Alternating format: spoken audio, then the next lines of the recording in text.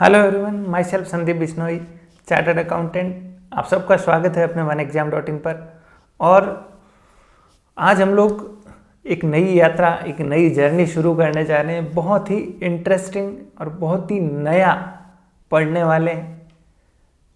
जी हाँ, TRA and junior accountant के लिए न्यू बैच के अंदर हम लोग आज दो नई यूनिट की बात करेंगे और उनको पढ़ने की जो पूरी भूमिका है वो आपको मैं बताऊंगा और पढ़ना शुरू करेंगे। समझिएगा, पहले थोड़ी सी मैं इम्पोर्टेंट चीज़ें बता रहा हूँ। देखिए, आपने अगर अपना सिलेबस देखा होगा तो उस सिलेबस के अंदर पेपर 1 है एंड पेपर 2 है, 2 पेपर है। जो आपका TRA जूनियर अकाउंटेंट का सिलेबस है उस सिलेबस के अंदर आपको 2 पार्ट दिखेंगे, पेपर 1 एंड पेपर 2। दोनों ही 450 मार्क्स के लिए, 450 नंबर और 450 नंबर। जो आपका पेपर 2 है 450 मार्क्स, इसके अंदर टोटल 6 यूनिट्स है। कितनी यूनिट्स है? 6 यूनिट्स। ओके, उन 6 यूनिट में जो लास्ट 2 यूनिट है, पहले की 4 यूनिट तो आप सब जानते हैं और बड़ी जानी पहचानी है। अकाउंटिंग बुक कीपिंग 1 है, ऑडिटिंग 2 है, बिजनेस मेथड्स 3 है एंड इकोनॉमिक्स 4था। तो ये चारों मिलके इनका वेटेज है कितना? 300 मार्क्स 4 यूनिट्स का। जो लास्ट 2 यूनिट है ये आप सबके लिए पहली बार आप पढ़ेंगे लाइफ के अंदर। पहले आपने कभी इन चीज़ों को नहीं देखा होगा और आने वाले पूरे आपके सर्विस पीरियड के दौरान जब आप एज ए जूनियर अकाउंटेंट काम करोगे तब आप इन्हें देखते ही रहेंगे। तो ये जो 2 यूनिट्स है ये कितने की है? 150 मार्क्स इनका वेटेज है। कहने का मतलब है कि बहुत ही ज़्यादा इसका वेटेज है, बहुत ही ज़्यादा इम्पॉर्टेंट ये 2 यूनिट है। कौन सी यूनिट है आखिर ऐसी? 150 नंबर जिसका वेटेज है, मतलब 75 ईच। देखिए जरा, यूनिट नंबर 5 नाम दिया हुआ है राजस्थान सर्विस रूल्स, राजस्थान सेवा नियम, Rajasthan service rules and Rajasthan civil service joining time rules, civil service joining time rules. Okay, unit number 5 ये है। And unit number 6 GF&AR, general financial and accounts rules, general financial and account rules. अब समझिएगा, पहली चीज तो आपके लिए audit, accounting, economics, business method जितना इजी नहीं रहा होगा उससे ज़्यादा इजी और बहुत ज़्यादा आसान आपके लिए ये 2 यूनिट रहने वाली। पहली चीज़ तो मैं आपको ये बता देता हूँ, दोनों यूनिट मैं आपको करवाऊंगा। कोई मैं खुद की तारीफ नहीं कर रहा हूँ, लेकिन सिंस लास्ट 4 इयर्स, जिस दिन ज्वाइनिंग की मैंने एज ए अकाउंट ऑफिसर, क्योंकि मैं खुद अकाउंट सर्विस से हूँ, ये किताबें रात दिन मेरे साथ रही है। ये इस तरह की हमें डे 1 पे दी गई थी। तो सारा काम जो है एक्चुअली आपको बाद में पता चलेगा इन्हीं के ऊपर बेस्ड होता है। 100% जो वर्किंग है गवर्नमेंट के अंदर, गवर्नमेंट डिपार्टमेंट्स के अंदर, इन्हीं सब नियमों के इर्द गिर्द घूमती है। तो आपको day to day routine life के अंदर ये सारी चीज़ें आपके सामने आएगी। तो मैं ऐसा मानता हूँ कि मैं आपको बेटर तरीके से ये चीज़ें और ज़्यादा आसान तरीके से सरल एग्जाम्पल्स के साथ, जो कॉम्प्लिकेटेड कुछ टर्म्स है, कुछ शब्द है, उनको मैं आपके सामने प्रस्तुत करने की कोशिश करूँगा। चलिए शुरू करते हैं। उससे पहले मैं आपको थोड़ा सा इसका बैकग्राउंड बता देता हूँ दोनों चीज़ों का, जो ये दोनों यूनिट 5 एंड यूनिट 6 में। यूनिट 5 यानी कौन सी? Rajasthan service rules plus Rajasthan civil services joining time rules. And unit जो 6 है आपकी, छठी यूनिट, वो कौन सी है? GF&AR। अच्छा, हिंदी और इंग्लिश में दोनों को साथ में करवाऊंगा, तो आपको चिंता करने की ज़रूरत नहीं है। इसका सेम हिंदी मीडियम भी मैं, मतलब सारी चीज़ें आपको हिंदी में ही समझाऊंगा, ठीक है। अब समझिएगा, बहुत इंपॉर्टेंट बात करने जा रहा हूँ मैं, समझिएगा ध्यान से। एक मैंने जॉब प्रोफाइल के ऊपर डिस्कशन किया था एक सेशन के अंदर, अलग से आपने अभी तक नहीं देखा है, तो उसमें मैंने जॉब प्रोफाइल बताई थी जूनियर अकाउंटेंट की, जो राजस्थान गवर्नमेंट में जूनियर अकाउंटेंट की जॉब प्रोफाइल, मतलब उसकी ड्यूटी रिस्पॉन्सिबिलिटी क्या होती है। तब मैंने थोड़ा बहुत वहाँ जिक्र किया था, तब शायद आपको वो चीज़ें बेटर समझ नहीं आई होगी, लेकिन अब मैं जो बता रहा हूँ ध्यान से सुनिएगा, समझिएगा। जब आप जूनियर अकाउंटेंट के रूप में अपना काम शुरू करेंगे तो जूनियर अकाउंटेंट की जो वर्किंग है वो मेनली 2 एरियाज होंगे, 2 ऐसे क्षेत्र होंगे जिनमें आपको काम करना पड़ेगा। नंबर 1,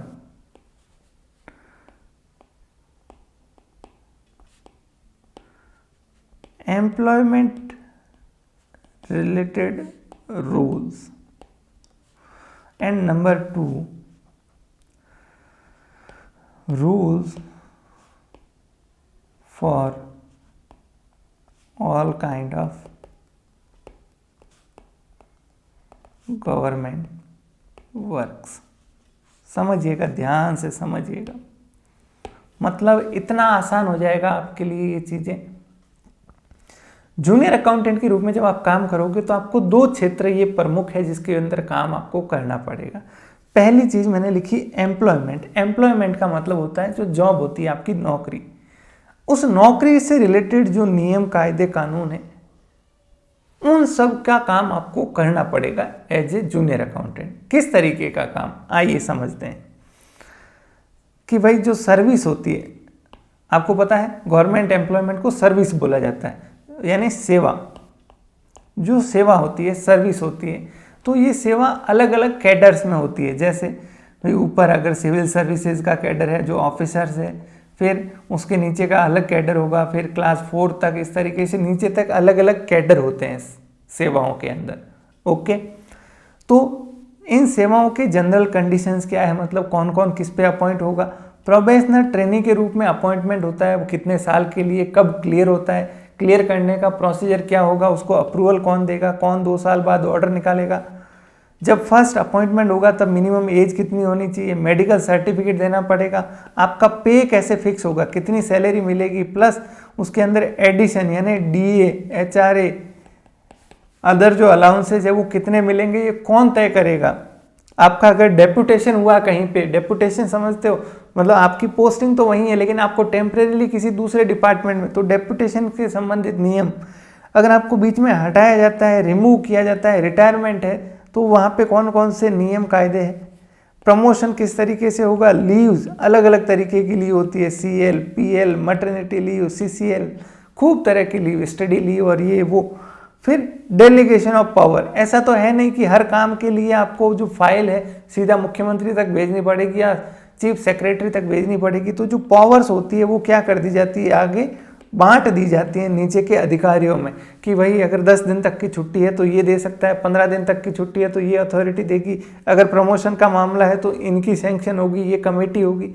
इस तरह के सेवा से रिलेटेड, ये सब किससे रिलेटेड है, जितने भी गवर्नमेंट एम्प्लॉयज़ हैं, जितने भी सरकारी सेवा में हैं, जो किस में है, सरकारी सेवा में है, उन सब के जीवन में ये सारी चीज़ें क्या है, काम आने वाली है। प्लस इनके रिकॉर्ड्स मेंटेन करने, रिकॉर्ड्स मतलब एक एम्प्लॉय की सर्विस बुक होती है जिसमें उसकी पूरी हिस्ट्री लिखी जाती है, एक उसकी पर्सनल फाइल होती है, तो ये सारे रिकॉर्ड्स मेंटेन करने, उसमें एंट्री करना, उसको अटेस्ट करवाना।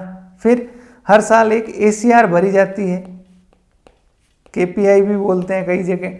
ACR मतलब प्रमोशन से रिलेटेड परफॉर्मेंस जो है उसमें लिखी जाती है। अब ये ACR कौन भरेगा, कौन इसको साइन करेगा, कौन इसको अप्रूव करेगा, इस तरह के ये जो सेवाओं से रिलेटेड जो सरकारी सेवा है, चाहे कोई सी भी कैडर की हो, चाहे ऑफिसर लेवल की हो, चाहे नीचे से नीचे 4th क्लास की हो, क्योंकि सब सरकारी सेवाओं में है। तो जब आप एज ए जूनियर अकाउंटेंट काम करोगे तो आपका पहला जो एरिया ऑफ वर्क होगा, जो आपका क्षेत्र होगा काम करने का, वो ये होगा कि आप जिस डिपार्टमेंट के अंदर जिस जगह पे काम कर रहे हो, जिस ऑफिस में, उस डिपार्टमेंट के उस पर्टिकुलर ऑफिस में जितने भी लोग काम कर रहे हैं उनके ये सारे मैटर्स, ये सारे मैटर्स आपके पास आएंगे। मान लो आपके किसी एम्प्लॉय का प्रोबेशन पूरा हुआ तो वो फाइल आपके पास आएगी, आप उसके अंदर नियम लिखोगे कि भाई हाँ ये फाइल यहाँ से होते हुए उस लेवल तक जानी चाहिए, वो अथॉरिटी ऑर्डर पास करेगी। अगर किसी ने 3 महीने की छुट्टी के लिए अप्लाई किया, 3 मंथ्स लीव के लिए, तो वो फाइल भी आपके पास आएगी, आप उसके अंदर जो नियम है वो लिखोगे कि भाई यहाँ 3 महीने की छुट्टी है तो इन ग्राउंड पे इन आधार पे छुट्टी सैंक्शन हो सकती है और छुट्टी ये अथॉरिटी सैंक्शन करेगी। तो ये जो सारे मुद्दे हैं, इनके जो नियम है, रूल्स है, उन रूल्स को आपको पूरे जीवन भर ध्यान रखना है। प्लस आपका जो ऑफिस है, जिस जगह भी आप अपॉइंट होंगे, जिस भी डिपार्टमेंट में, ज़रूरी नहीं है कि आपको यही काम दिया जाए। हो सकता है जैसे बड़ा डिपार्टमेंट है तो वहाँ 10 जूनियर अकाउंटेंट है, किसी एक को ये काम दे दिया, आपको कोई और दे दिया, लेकिन आपको ये चीज़ें देखने को मिलेगी ही मिलेगी। समझ आई बात मेरी? तो पहला जो आपका एरिया ऑफ वर्क रहेगा, जो आपके काम करने के क्षेत्र में, दायरे में आएगा, वो क्या कि ये जो सेवाओं से रिलेटेड यानी एम्प्लॉयमेंट से रिलेटेड जो मैटर्स है उनको क्या करना, हैंडल करना।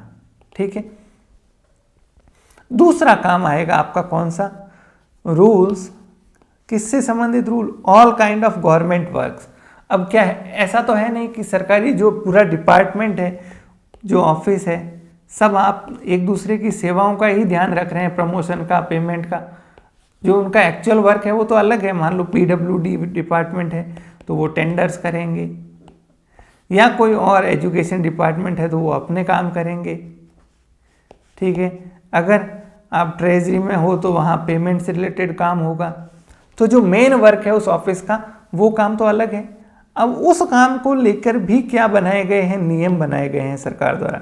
ऐसा नहीं हो वो काम मन मर्जी से चल रहा है, मतलब टेंडर किसी ने भी इश्यू कर दिया, किसी ने भी खोल दिया, तो उससे रिलेटेड भी डिटेल में क्या होते हैं, नियम होते हैं कि भाई कौन सा काम किसकी अप्रूवल से किया जाएगा। मान लो आपको ऑफिस में नॉर्मल सा केस बता रहा हूँ, टेबल एंड चेयर परचेज करनी है, खरीदनी है। बताओ कौन खरीदेगा, कहाँ से खरीदोगे, कितने रुपए में खरीदोगे, बिल कौन पास करेगा। समझ आई बात? आपको प्रिंटर रिपेयर करवाना है। हर काम के लिए जितने भी काम है उससे संबंधित भी क्या होंगे, सरकारी नियम होंगे, और इन नियमों की पालना करवाना यही आपकी ड्यूटी है, मेन ड्यूटी है आपकी।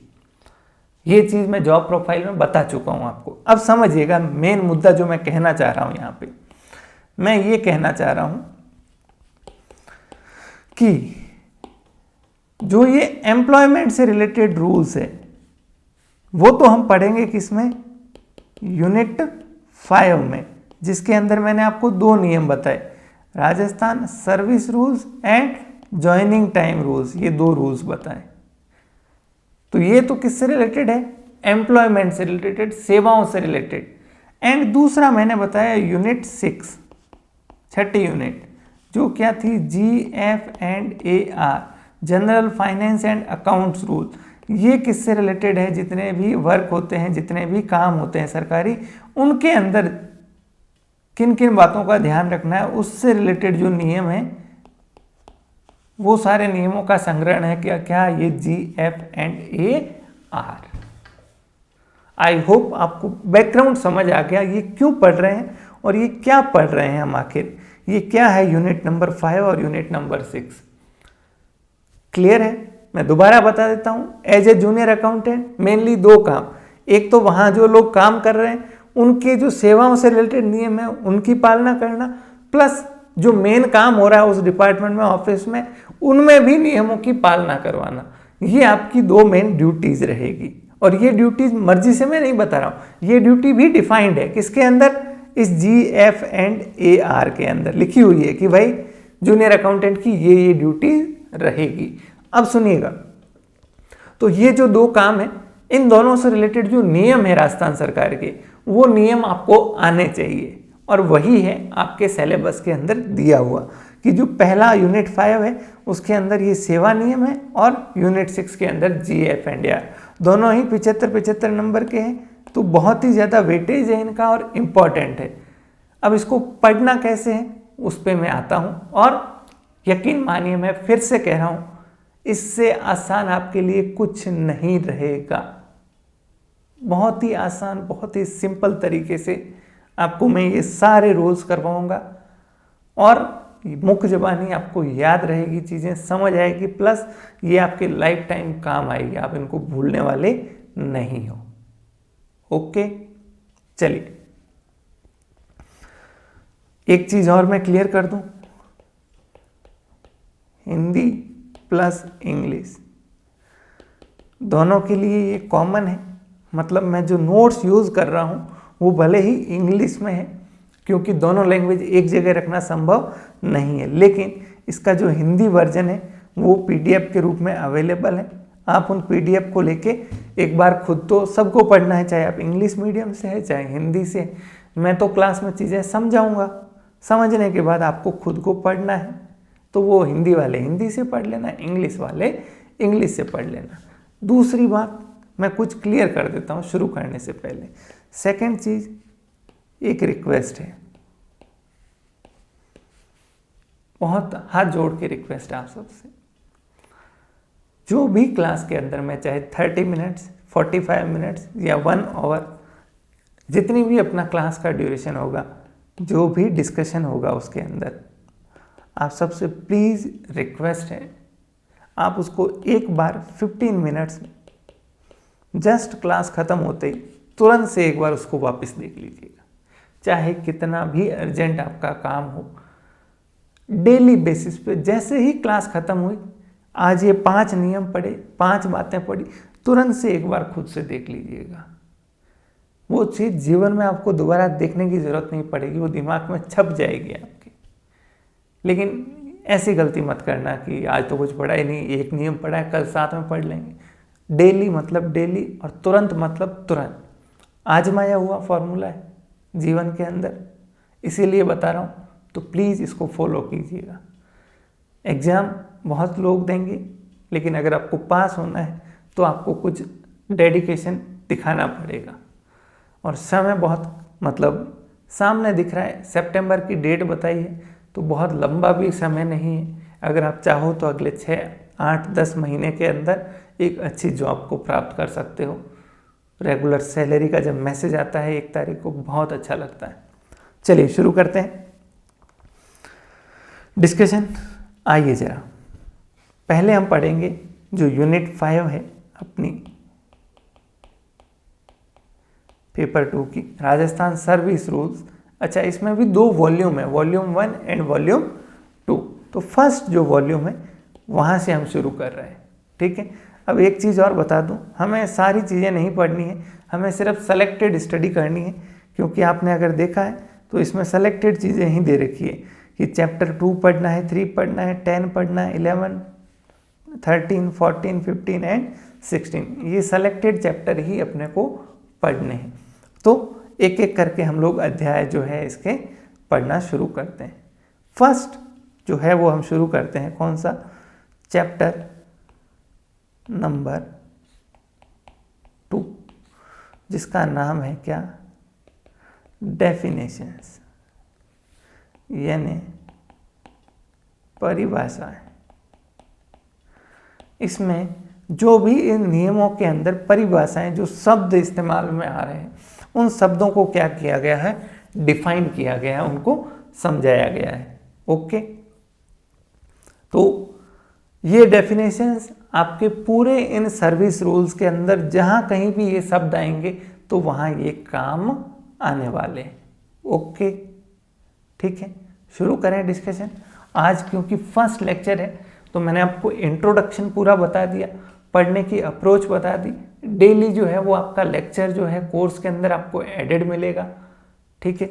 जब आप ऐप के अंदर जाएंगे अपने स्टोर सेक्शन के अंदर, तो आपको वहाँ पे अपना कोर्स जो है वो दिख जाए, सॉरी अपना जो डेली का लेक्चर है वो दिख जाएगा, और उसकी पीडीएफ भी साथ में मिल जाएगी। तो जैसे ही क्लास कंप्लीट हुई पीडीएफ से एक बार उसको रेफर कर लीजिएगा, ठीक है। अब आज मैं ज़्यादा तो कुछ करवाऊंगा नहीं, लेकिन कुछ बेसिक बातें आपको ज़रूर बताऊंगा डेफिनेशन से रिलेटेड। देखिए, पहले मैं आपको बैकग्राउंड, आपको वैसे सबको पता होगा, फिर भी मैं बता दूं, कोई भी गवर्नमेंट है, कोई भी गवर्नमेंट है, गवर्नमेंट कौन होती है? जो इलेक्टेड है, किसके द्वारा? जनता ने वोट देके उनको चुना है, ठीक है। उस गवर्नमेंट के अंदर मान लो अभी राजस्थान अगर गवर्नमेंट की बात करें हम, तो अपने सीएम है श्री अशोक गहलोत,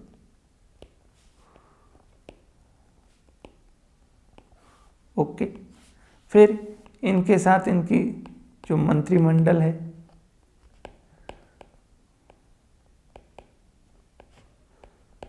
ठीक है, वो इनके सहयोग में रहते हैं, ठीक है। ये क्या है? राजस्थान की गवर्नमेंट है, ओके। अब देखिए दूसरी तरफ आती है कौन? State assembly. असेंबली यानी अपनी जो विधानसभा है, विधानसभा के अंदर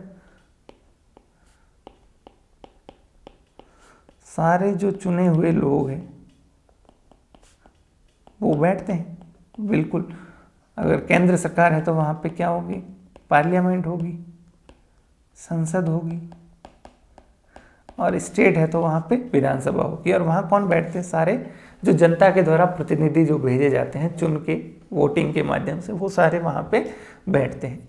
और ये जो चुने हुए लोग बैठते हैं, इनमें से ही जिसका बहुमत होता है वो क्या बना लेते हैं? अपनी गवर्नमेंट बना लेते हैं, ओके।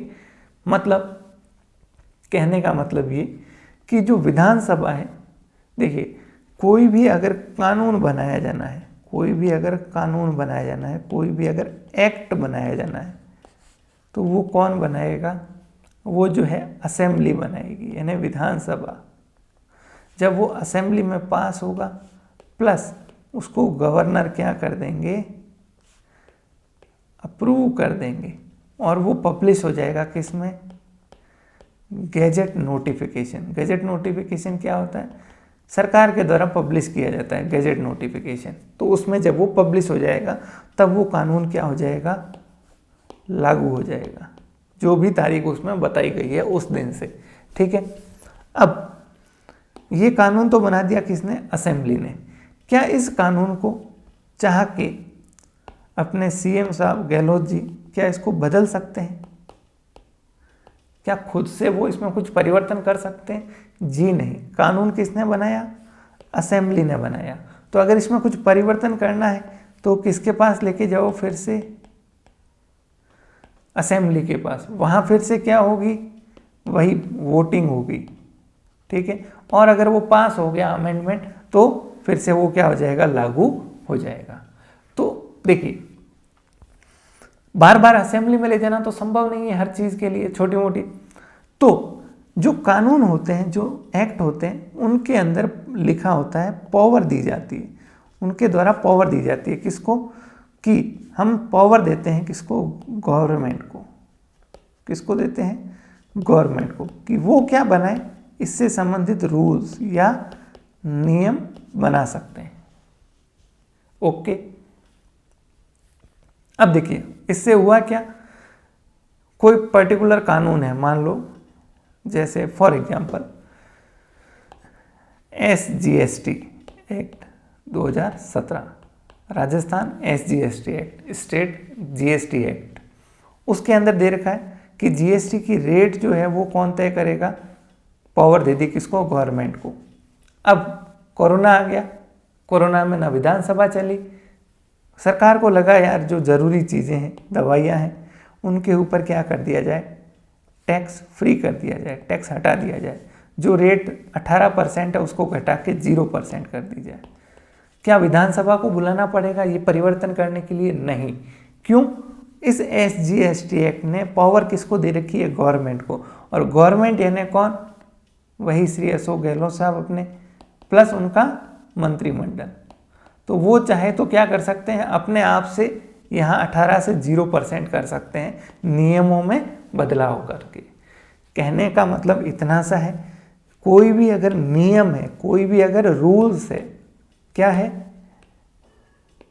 नियम या रूल्स कौन बनाती है? गवर्नमेंट बनाती है। कोई भी अगर एक्ट है या कानून कह सकते हो। कौन बनाएगी उसको? असेंबली या पार्लियामेंट बनाएगी। दोनों में फर्क है। ऊपर कौन है? सर्वे सर्वा कौन है बताओ?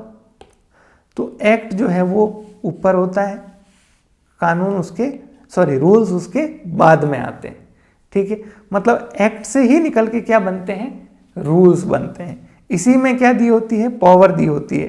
किसको? गवर्नमेंट को, कि भाई आप इससे संबंधित नियम बना सकते हैं। और उससे ऊपर होता है अपना कॉन्स्टिट्यूशन ऑफ इंडिया, भारत का संविधान, जो संविधान पावर देता है किसको? गवर्नमेंट को, मतलब या तो स्टेट को या सेंटर को, कि भाई इस पे तो आप कानून बनाओगे, इस पे आप कानून बनाओगे। ठीक है, ये बेसिक बात थी, क्लियर हो गई। सबसे ऊपर कौन? संविधान भारत का। ओके, कॉन्स्टिट्यूशन ने पावर दी स्टेट गवर्नमेंट को, सेंट्रल गवर्नमेंट को, कि आप इन मुद्दों पे कानून बना सकते हो। तो पार्लियामेंट ने या स्टेट की असेंबली ने जो जो पावर कॉन्स्टिट्यूशन से मिली उसके अकॉर्डिंग उन्होंने कानून बना दिए। उन कानूनों के अंदर, उन लॉज के अंदर, उन एक्ट के अंदर फर्दर पावर दी जाती है, आगे और पावर दी जाती है वहाँ की गवर्नमेंट को, कि इससे संबंधित नियम जो है, जो डिटेल छोटी छोटी चीज़ें हैं वो आप बना सकते हो। ठीक है, तो इसी तरीके से राजस्थान के अंदर जो गवर्नमेंट सेवा है, मतलब जो सरकारी सेवा है, उससे जुड़े हुए जो नियम हैं वो राजस्थान सरकार ने बनाए और उनको नाम दिया गया राजस्थान सर्विस रूल्स। क्या नाम दिया गया? Rajasthan service rules. ओके, ठीक है। अब कोई भी अगर कानून है, कोई एक्ट है या कोई रूल्स है, तो उसकी जनरली यही प्रथा होती है, उसका जो भाग 1 होता है, सेक्शन नंबर 1 या रूल नंबर 1 या चैप्टर 1, वो होता है उसकी एप्लीकेबिलिटी को लेके। किसको लेके? कि वो कहाँ कहाँ लागू होगा, किस किस पे लागू होगा। उसका जो अध्याय 2 या सेक्शन 2 होता है, उसमें नॉर्मली दी होती है क्या? डेफिनेशंस दी जाती है, परिभाषाएं दी जाती है, कि भाई इस एक्ट के अंदर, इस कानून के अंदर जो जो परिभाषाएं काम में आ रही हैं वो सारी सेकंड भाग में दी जाती है, मतलब सेक्शन 2 या चैप्टर 2 या रूल 2। फिर 3 एंड ऑनवर्ड्स, 3 के बाद के जो नियम हैं उनमें आगे जो डिटेल के अंदर नियम होते हैं वो सारे होते हैं। ओके, तो अभी हम पढ़ रहे हैं राजस्थान सेवा नियम, राजस्थान सर्विस रूल्स, उसका चैप्टर 2 सेकेंड, जो किससे रिलेटेड है? डेफिनेशन से रिलेटेड है। कोई दिक्कत नहीं? कोई दिक्कत नहीं सर, मैं सिर्फ पीछे का बैकग्राउंड बता रहा हूँ, अभी तक कुछ भी मैंने शुरू नहीं किया। समझने में आसानी होता कि आपको, अगर मैं सीधा आंख बंद करके राजस्थान सेवा नियम कर दूं शुरू, जब आपको पता ही नहीं है बैकग्राउंड इसका क्या है, क्यों पढ़ रहे हैं, क्या मकसद है, कहीं काम भी आएगा कि नहीं आएगा। अब देखिए, जो भी डेफिनेशन होती है, जो भी परिभाषाएं होती है, वो डेफिनेशन की जो लैंग्वेज होती है, आपको पता है, तो कानून की भाषा जो है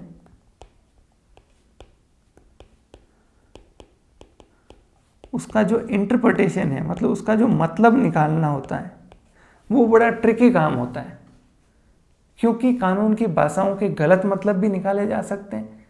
ठीक है, तो उसका अधिकार किसको होता है? नॉर्मली कोर्ट को होता है, कि अगर कोई भाषा से रिलेटेड कन्फ्यूजन है, जैसे लिख दिया कि एज इतनी होनी चाहिए या इतने महीने की एज होनी चाहिए। अब मंथ का मतलब क्या है? महीना कौन सा महीना?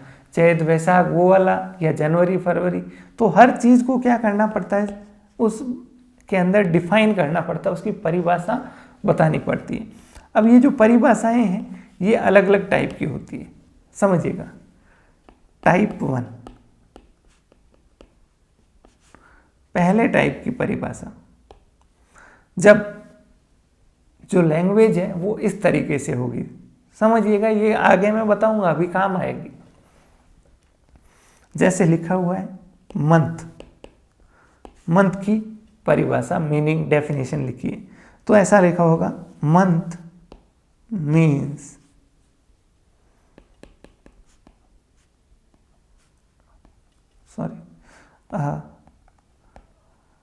Calendar month.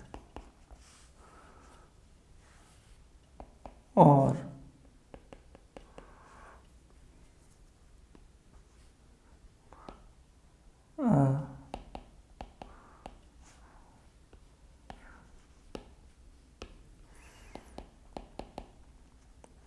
Hindu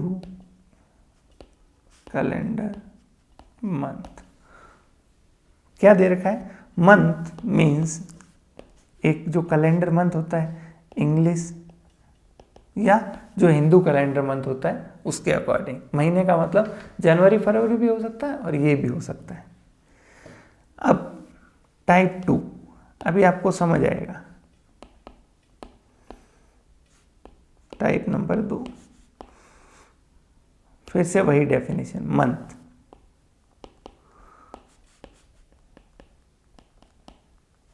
includes a English calendar month and a Hindu calendar month. देखिएगा थोड़ा सा फर्क है दोनों डेफिनेशन। यहाँ शुरू हुआ है किससे? मीन से। यहाँ शुरू हुआ है किससे? इंक्लूड से। तो जब मीन्स यानी साफ कह रहा है मंथ का मतलब, मीन्स का मतलब, तो जब भी मीन्स करके लिखा है इसका मतलब इस मंथ का अर्थ जो इस मीन्स के बाद में दे रखा है सिर्फ वही है, सिर्फ यही है। मतलब महीना जो भी है वो सिर्फ यही हो सकता है, इसके अलावा दुनिया में कोई चीज मंथ में शामिल नहीं होगी, क्योंकि इन्होंने क्लियरली लिख दिया मंथ मीन्स ये दो। लेकिन जब दिया होता है इंक्लूड कि मंथ में शामिल है, मंथ में शामिल है क्या? इंग्लिश कैलेंडर मंथ और हिंदू कैलेंडर मंथ। मतलब मंथ की जो डेफिनेशन है, महीने की जो डेफिनेशन है, उसके अंदर ये दो चीजें शामिल है। मतलब इसके अलावा कुछ और भी हो सकता है।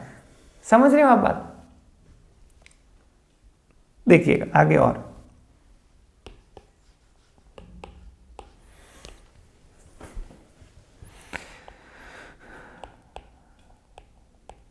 पालतू जानवर, मान लो इसकी डेफिनेशन है पालतू जानवर की।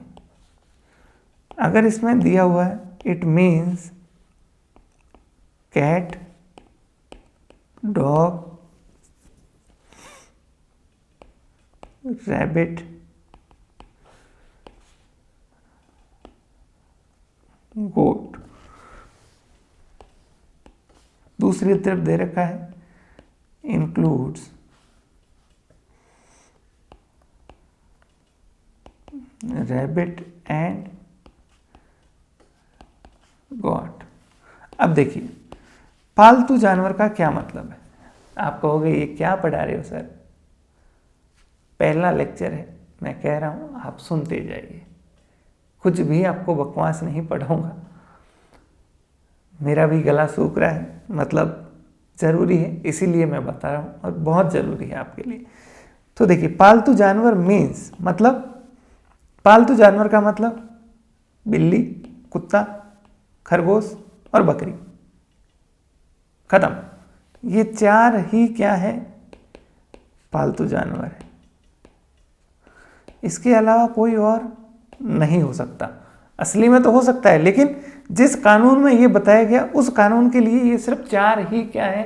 पालतू है। इसके अलावा गाय, भैंस, कोई दूसरा जानवर ले कुछ भी, ये कानून नहीं मानेगा, क्योंकि उस कानून ने पालतू जानवर को कैसे डिफाइन किया है, कैसे परिभाषित किया है। उसने कहा इसका मतलब सिर्फ ये चार। मीन्स लिखते ही क्या हो गया?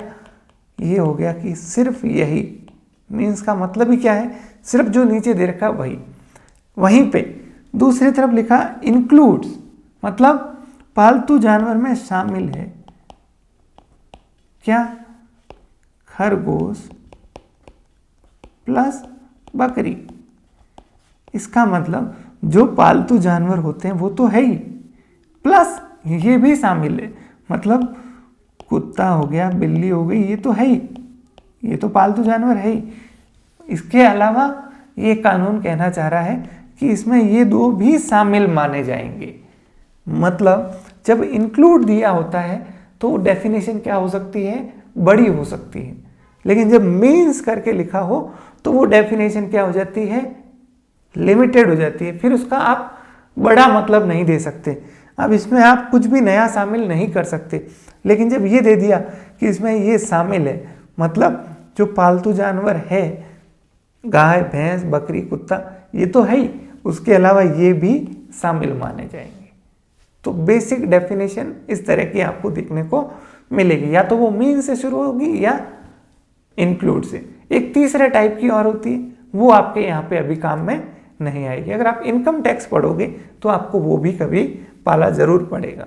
चलिए शुरू करेंगे अब कल जो नेक्स्ट लेक्चर है, वहाँ से अपन फर्स्ट डेफिनेशन जो वहाँ से पढ़ना स्टार्ट करेंगे।